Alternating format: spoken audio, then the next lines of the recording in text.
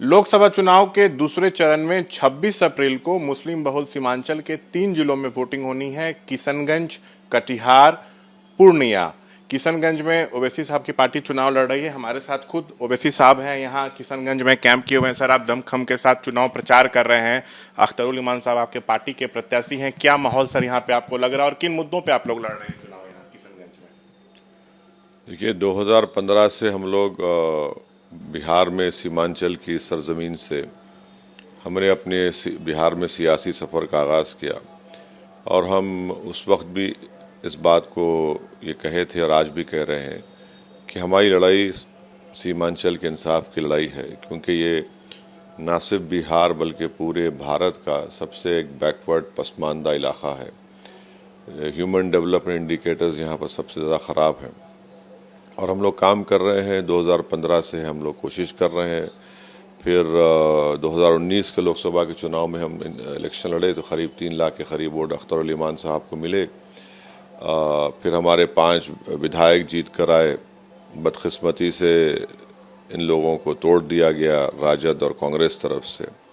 तो अख्तरुल इमान साहब बहुत सीनियर लीडर हैं और उनका जो परफॉर्मेंस रहा है अब तक बहैसियत एक विधायक के, बहैसियत एक नेता के, वो किशनगंज की जनता पूरी तरह वाकिफ़ है, जानती है और वो एक चाह रही है कि यहाँ पर एक बदलाव लाया जाए, एक नया सांसद चुनकर, ताकि इस किशनगंज की जनता को यहाँ का विकास हो सके, इनकी बात पार्लियामेंट में उठे और यहाँ पर जो तकालीफ हैं, चाहे पलायन हो या फिर सैलाब में लोग 2-2, 3-3 महीने हर साल मुतासर रहते हैं, और किसानों का मसला है, यहाँ पर शिक्षा का मसला है, तो ये सब चीज़ें हैं। तो मुझे उम्मीद है कि अब की बार किशनगंज की जनता इंशाअल्लाह अख्तरुल इमान साहब को अपना सांसद बनाकर बुझाएगी। सर, पहले आपके पार्टी की तरफ से ऐलान किया गया था कि आप लोग 13 सीटों पर बिहार में लड़ेंगे, तो क्या अभी भी 13 पे लड़ने का प्लान है या इसमें कुछ बदलाव हुआ? और दूसरी तरफ महागठबंधन में घबराहट है, उनको लग रहा है कि उनके वोट बैंक में सेंधमारी हो जाएगी और एनडीए को लाभ हो जाएगा। देखिए, सच्चाई ये है कि अख्तरुल इमान साहब ने अपने लेवल पर बहुत कोशिश की इन लोगों से बातचीत करके अलायंस करने की। तो ये लोग अहंकार का शिकार हैं और बातचीत तो करना छोड़िए, वो लोग तो सुनने भी तैयार नहीं हैं। तो हम तो अभी यहाँ किशनगंज में लड़ रहे हैं और बाद वाले फेजेस के बारे में हमारी एक इम्पॉर्टेंट मीटिंग होगी। फिर हम भी उसमें देखेंगे क्या हमको करना है। जहाँ तक ये बात जो बार बार होती है, मजलिस खड़ेगी तो सेंध मारेगी, अरे भाई, लोकतंत्र है, जमहूरियत है, कोई भी खड़े हो सकता है। हमारे खिलाफ भी तो कैंडिडेट खड़ा किया गया है, हम तो इस तरह नहीं पुकार रहे हैं। तो देखते हैं क्या होता है। पहले हमारा 26 का इलेक्शन हो जाए, तो उसके बाद हम लोग सब बैठ के बात करेंगे। सर, पीएम मोदी यहाँ पर आए थे पूर्णिया में रैली करने के लिए, वहाँ से जेडीयू प्रत्याशी संतोष कुशवाहा चुनाव लड़ रहे हैं। तो पीएम ने सीमांचल को लेकर कहा कि ये एक संवेदनशील इलाका है, लेकिन वोट बैंक की राजनीति करने वालों ने यहाँ अवैध घुसपैठ कराकर यहाँ की सुरक्षा से खिलवाड़ किया। देखिए, बीजेपी हमेशा सीमांचल के इलाके में के लोगों को और ख़ास तौर से यहाँ पर जो अल्पसंख्यक समाज के मुसलमान हैं उनको घुसपैठी कहती है। इससे ज़्यादा तौहीन आमेज़ जुमला को हो ही नहीं सकता। जब अंग्रेज़ों के ज़माने में तो एक काला पानी की सज़ाएँ दी जाती थी। बांग्लादेश से जो लोग आए यहाँ पर, वो कौन लोग थे? उनके आज आप जाकर देखिए, आज भी उनकी आबादी है। तो ये तो यहाँ से बांग्लादेश नहीं गए, ना आते हैं, ये तो भारत के नागरिक हैं। तो सिर्फ इसलिए कि एक मुस्लिम बाहुल इलाका है, प्रधानमंत्री अपनी ज़बान से इस तरह की बात करते हैं। अफसोस होता है कि 133 करोड़ जनता के प्रधानमंत्री हैं। 10 साल से आप क्या सो रहे थे? बीएसएफ आपके पास, एसएसबी आपके पास, इंटेलिजेंस आपके पास, आप कितनों को रोका, कितनों को आपने गिरफ्तार किया, बताइए। तो ये सिर्फ और सिर्फ नफरत की राजनीति प्रधानमंत्री कर रहे हैं और ये देश को कमज़ोर करने की बातें करते रहते हैं। सर, राजस्थान में पीएम मोदी एक जनसभा को संबोधित कर रहे थे, तो उन्होंने कहा कि कांग्रेस सत्ता में आई तो देश की संपत्ति को घुसपैठियों और जिनके अधिक बच्चे हैं उनके बीच बांट सकती है, क्योंकि जब मनमोहन सिंह की सरकार थी तो उस समय ये कहा गया था कि देश की संपत्ति पे पहला अधिकार मुसलमानों का है। सो कांग्रेस का जो घोषणा पत्र है वो ये भी कह रहा है कि जो माँ हैं, बहन हैं, उनके जो सोने हैं उसका हम हिसाब करेंगे, जानकारी लेंगे, फिर उसको बांट देंगे। सो ये अर्बन नक्सल वाली सोच है। सो ये आपका मंगलसूत्र भी नहीं छोड़ेंगे। कि प्रधानमंत्री को किसी पार्टी के खिलाफ बोलने का पूरा इख्तियार है। प्रधानमंत्री को ये इख्तियार नहीं है कि वो भारत के 14% मुस्लिम माइनॉरिटी को, जिसकी आबादी 17 से 18 करोड़ के दरमियान में है, उनके बारे में अनाप शनाप आप बक दें।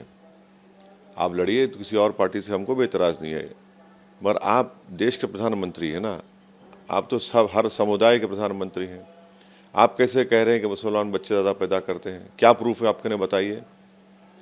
जितना गवर्नमेंट का डेटा है, मुस्लिम महिलाओं का फर्टिलिटी रेट गिरा है, पॉपुलेशन ग्रोथ गिरा है, और एक टाइम आएगा कि जब स्टेबलाइज हो जाएगा मुस्लिम और हिंदू पॉपुलेशन। पहले हिंदू पॉपुलेशन स्टेबलाइज होगा, उसके बाद एक 30-40 साल का मुस्लिम पॉपुलेशन स्टेबलाइज हो जाएगा, और हमेशा 78-79% में हिंदू रहेंगे, और मुसलमान का मैक्सिमम पीक होगा 18% तक जाएंगे। ये प्रधानमंत्री डर क्यों दिलाते हैं मुसलमानों का हमारे हिंदू भाई बहनों में? और प्रधानमंत्री ये बोल रहे हैं घुसपैठी। कौन घुसपैठी है बताइए? दौलत किसकी लेके दी जाएगी मुसलमानों को? आपने तो मुस्लिम माइनॉरिटी का स्कॉलरशिप प्री मैट्रिक कम कर दिया। आप ही के आप प्रधानमंत्री हैं, आपकी गवर्नमेंट का डेटा है 1,80,000 मुसलमान हायर एजुकेशन से गायब है। इस तरह की बातचीत प्रधानमंत्री जो कर रहे हैं ना, वो देश को कमज़ोर कर रहे हैं। अच्छा, कल अगर दक्षिण भारत के प्रदेश उठ जाएंगे और कहेंगे कि हम बच्चे भी कम पैदा कर रहे हैं, दौलत भी हम ज़्यादा दे रहे हैं गवर्नमेंट ऑफ इंडिया एक्सचेकर को, हमारे पास पार्लियामेंट सीटें कम है, क्या जवाब देंगे प्रधानमंत्री? आप एक चुनाव को जीतने के लिए पहले तो आपको ये शोभा नहीं देता कि आप एक समुदाय के खिलाफ इस तरह की बकवास करें। दूसरा, आप देश को कमज़ोर कर रहे हैं।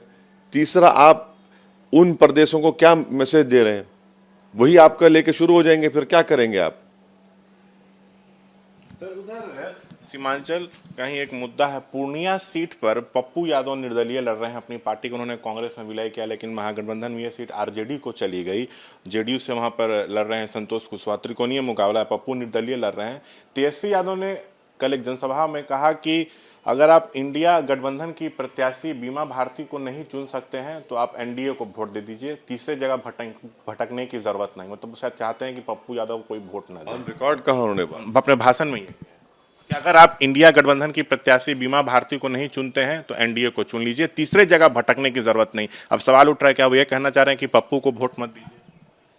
अब आप देख लीजिए, ये इनका कमिटमेंट है सेकुलरिज्म के बारे में, ये इनका कमिटमेंट है नरेंद्र मोदी को तीसरी बार प्रधानमंत्री से रोकने के लिए। यानी आपको जो बात पसंद नहीं है आप बोल देंगे, तो भाई आप क्या मैसेज दे रहे हैं पूरे देश को? किस लिए आप उस इंडिया अलायंस में है? फिर आप लोग तो हमको गाली देते हैं, मगर आप ही कह रहे हैं। अगर अपनी जबान से उन्होंने कहा है तो बड़ी अफसोसनाक बात है। फिर आइडियोलॉजी पर आपका तो कॉम्प्रोमाइज हो चुका है। यानी आपकी ईगो को जहां पर तकलीफ होगी आप कुछ भी कर जाएंगे, इसका मतलब भाई पप्पू यादव का सवाल नहीं है ना भाई, आप तो एक अलायंस का हिस्सा है, कम से कम उसका तो ख्याल रखिए। मगर अच्छा है, अच्छा क्या उन्होंने बोल दिया और बता दिया कि आइडियोलॉजी पर कि उनका कितना कमिटमेंट है या नहीं है, और वो नरेंद्र मोदी को रोक पाएंगे या नहीं रोक पाएंगे प्रधानमंत्री बनने से। तो ये तो उनकी दिल की बात जुबान पे आ ही गई।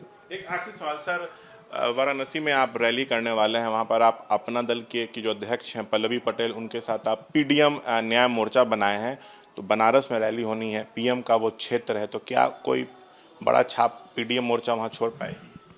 नहीं, हम तो उनसे अलायंस किए हैं, और जहाँ कहीं भी इलेक्शन लड़ेंगे हम भी जाकर उनके लिए मदद करेंगे, उनके लिए कैंपेन करेंगे।